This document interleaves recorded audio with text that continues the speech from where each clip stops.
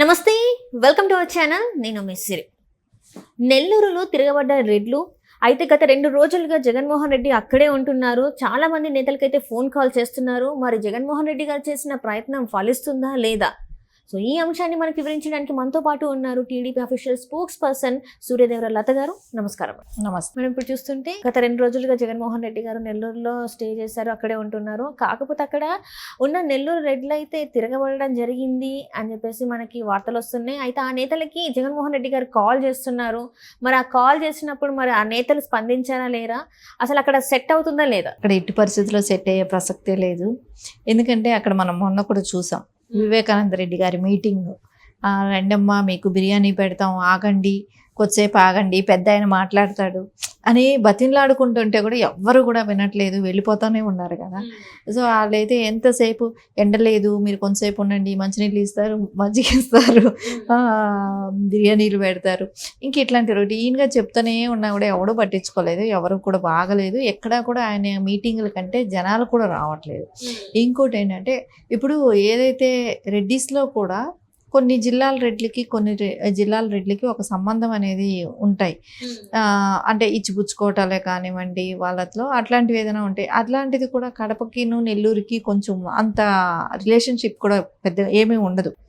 ఎందుకంటే ఫ్యాక్షనిజం ఎక్కువ కడప జిల్లా. సో నెల్లూరులో అలా ఉండదు. నెల్లూరులో ఎడ్యుకేటెడ్స్గా కానివ్వండి, కొంచెం వాళ్ళు ఫైనాన్షియల్గా వెల్ ఆఫ్గా కానివ్వండి, నెల్లూరు రెడ్లు విధానం వేరుగా ఉంటుంది, కడప రెడ్ల విధానం వేరుగా ఉంటుంది.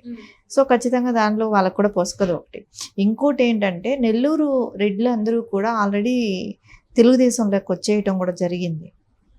ఎవరైతే అక్కడ ఆధిపత్యం బాగా ఉండే వాళ్ళందరూ కూడా తెలుగుదేశంకి జాయిన్ అవ్వటం జరిగింది. వాళ్ళు టీడీపీ తరపున పోటీ చేయటం కూడా జరిగిపోయింది. ఇప్పుడు ఎటొచ్చి విజయసాయిరెడ్డి ఎప్పుడు కూడా లోకల్లో పనిచేసిన వ్యక్తి కాదు, ఎప్పుడు ఢిల్లీలో ఉండేవాడు. ఇప్పుడు వచ్చాడు, మళ్ళీ ఎలక్షన్ ఎంపీగా నిలబడ్డారు. సరే అక్కడ చెప్పుకోదగ్గ ప్రసన్న కుమార్ రెడ్డిను ఈ విజయసాయిరెడ్డి ఇంక ఇట్లా ఉన్నారు, కానీ ఎవరు వీళ్ళకి అంత గ్రిప్ ఉండే నాయకులు కాదు. ఇంకోటి జగన్మోహన్ రెడ్డి బసయాత్ర సిద్ధం ఇది వెళ్ళినప్పుడు కూడా అక్కడ బస చేసినప్పుడు కూడా ఆయన అక్కడ ఉండంగానే వెళ్ళి టీడీపీ కండువా కప్పుకుంటున్నారు. అది ఇంకా దారుణమైన విషయం కదా. అవన్నీ కూడా చూస్తుంటే అక్కడ ఎట్టి పరిస్థితుల్లో కూడా వైఎస్ఆర్సీపీకి అయితే పెద్ద డ్యామేజ్ జరిగింది అనేది అయితే మనకు అందరికీ అనిపిస్తూనే ఉంది. ఇంకా రేపు పొద్దున మొత్తం అక్కడ అంతా స్విప్ చేసే అవకాశం తెలుగుదేశంకి కనబడుతుంది. ఎంపీ సీట్ కూడా గెలిచే అవకాశం కూడా లేదు వాళ్ళు, అది కూడా తెలుగుదేశంకే. ఎందుకంటే విజయసాయిరెడ్డి ప్రజలతో ఉండటం చాలా తక్కువ, ఎక్కడా కూడా మనం ఎప్పుడు కూడా చూడలేదు కూడా. ఆయన ఎక్కువ ఢిల్లీ పాలిటిక్స్ చేసుకుంటూ అక్కడే ఉండిపోవటమే కానివ్వండి, ఎంతసేపు ఏటూగా ఉండటం మూలాన కేసుల్లో ఆ కేసుల గురించి చూసుకుంటూ ఏదో దాని గురించి ఉండటమే కానివ్వండి, అదే జరుగుతుంది. కానీ ఆయన ఈ రోజు కూడా ప్రజలు ఎన్నుకోబడ్డారు కాబట్టి మనం ఎలక్షన్లో ఇది ప్రజల మూలాన మనం ఒక పార్లమెంట్ వరకు వెళ్ళగలిగాం కాబట్టి, సో దాని తగ్గ సర్వీస్ అనేది ఆయన ఎప్పుడు చేయలేదు కాబట్టి ప్రజల్లో ఆయనకు ఒక అవగాహన, ఒక ప్రజలకు ఏదైనా చేస్తాడనే ఒక నమ్మకం వాళ్ళకి లేదు కాబట్టి ఎవరు ఆయన మీటింగ్కి అటెండ్ అవ్వట్లేదు. ఆయన్ని ప్రమోట్ చేయాలి, రేపు ఓటు వేయాలనే ధ్యాస కూడా వాళ్ళకి లేదు. మేడం ఇప్పుడు చూస్తుంటే ఓటు అనే కాదు, అసలు ఇక్కడ పార్టీలో అభ్యర్థులే ఉండట్లేదు కదా. ఎందుకంటే వైసీపీ మొత్తం మనం చూస్తుంటే ఒక గత 2-3 నెలల నుంచి చూసుకుంటే అందరూ ఎవరైతే ఎమ్మెల్యేలు ఉన్నారో, ఎంపీలుగా ఉన్నారో అందరూ కూడా పక్క పార్టీల వైపే చూస్తున్నారు. మనం చూస్తున్నట్టు చాలా మంది టీడీపీ, జనసేన పార్టీని చూసుకుంటున్నారు. ఇలాంటి సమయంలో మరి నెల్లూరులో వైసీపీ ఖాళీ అయిపోతుందని కూడా మనకు వార్తలు వస్తున్నాయి. మరి నిజంగా ఖాళీ అయ్యే అవకాశం ఉందంటారా? ఎందుకంటే ఖచ్చితంగా ఎవరైనా ఖాళీ చేసే వెళ్ళిపోవాలి.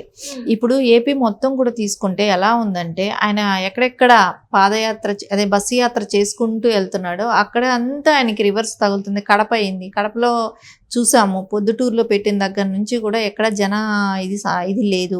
సొంత జిల్లాలోనే వ్యతిరేకత చూసాము. సో తర్వాత నెల్లూరు ఇట్లా వెళ్తున్న కొద్దికి కూడా ఆయన వెళ్ళి అడుగు పెట్టిన చోటంతా కూడా నెగిటివ్గానే ఆయనకి కనపడతా ఉంది. ఆయన వెళ్ళిన చోటంతా ఆయన ముందే ఆయన ఉన్నాడని తెలిసినా కూడా వెళ్ళి వాళ్ళు వేరే పార్టీలో కండువా కప్పుకుంటున్నారు అని అంటేనే, టీడీపీలో జాయిన్ అవుతున్నారంటేనే ఎంత వ్యతిరేకత అనేది ఉంది. జగన్మోహన్ రెడ్డిని ఎందుకు నమ్మట్లేదు? సో దానికి నమ్మకపోవటానికి కారణం కుటుంబ సభ్యులే ప్రజలే వచ్చి రోడ్డున పడి చెప్తున్నారు కదా ఆయన ఎలాంటి వ్యక్తి అని, ఆయన ఒక హంతకుడిని సపోర్ట్ చేసే వ్యక్తి అనేది. సో రేపు పొద్దున మనమైనా వెళ్ళి ప్రజల్లో ఎలా ఓటు అడుగుతాం, సో రేపు గెలిచే ఆస్కారం లేదు కదా అనేది ఖచ్చితంగా వాళ్ళకందరికీ అనిపిస్తుంది కదా.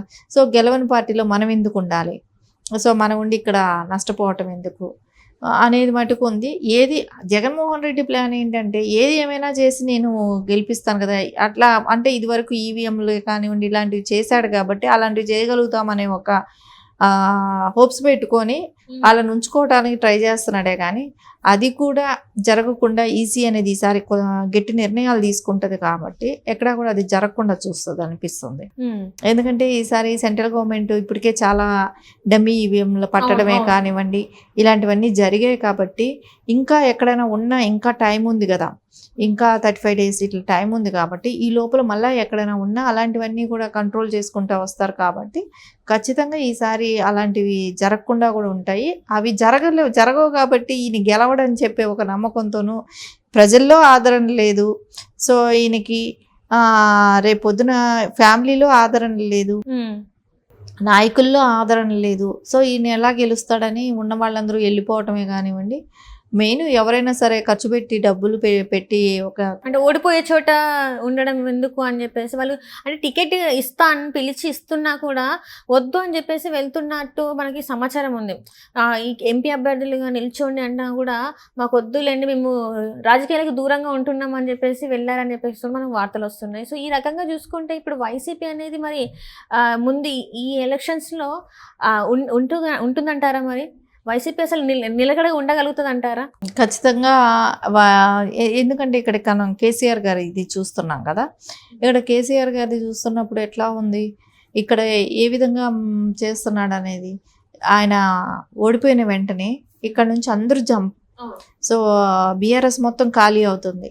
సో రేపు ఎలక్షన్లు వస్తున్నాయంటే కూడా ఎవరు ఆగే పరిస్థితిలో కూడా లేరు.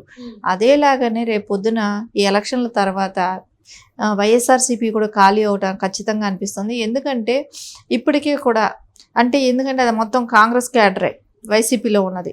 ఇప్పుడే వాళ్ళు వెళ్ళి కాంగ్రెస్లో కండువా కప్పుకుంటున్నారు కదా, కండువా కప్పుకొని కాంగ్రెస్ తరపున మేము పోటీ చేస్తాం అని వాళ్ళు వెళ్తున్నప్పుడు ఖచ్చితంగా రేపు పొద్దున వైసీపీ ఖాళీ అయ్యి అది ఉన్న వాళ్ళు ఎవరైనా ఉంటే కాంగ్రెస్లోకి వెళ్ళే అవకాశం కూడా మనకు కనపడుతుంది. అయితే మొత్తానికైతే ఇంకా వైసీపీ అనేది ఖాళీ అయిపోతుంది. ఉన్న నాయకులు కూడా జగన్మోహన్ రెడ్డి గారి పైన ఎదురుదాడికి దిగుతున్నారు అనుకోవచ్చు మరి. అంతే కదా మనకు అనిపిస్తుంది. ఇప్పుడు ఆ నాయకుడు ఉన్నప్పుడే వేరే పార్టీలు అంటే ఆ జిల్లాలో నాయకుడు ఉన్నప్పుడే వేరే పార్టీలు కండువా కప్పుకుంటున్నారు. అక్కడ ఎవరు ఈయన మాట వినే పరిస్థితి కనిపించట్లేదు. అక్కడ పనిచేస్తున్న ఇప్పుడు విజయసాయి రెడ్డి గారు లాంటి వాళ్ళ మాట వాళ్ళది, అక్కడ వాళ్ళకు ఒక ఓట్ బ్యాంక్ క్రియేట్ చేసుకునే సత్తా లేని నాయకులు. అలాంటప్పుడు అక్కడ దేన్ని చూసి వాళ్ళకి నెల్లూరే కానివ్వండి మొత్తం ఏపీ ప్రజానికమే కానివ్వండి ఎలా వాళ్ళకి అవకాశాలు ఉంటాయి.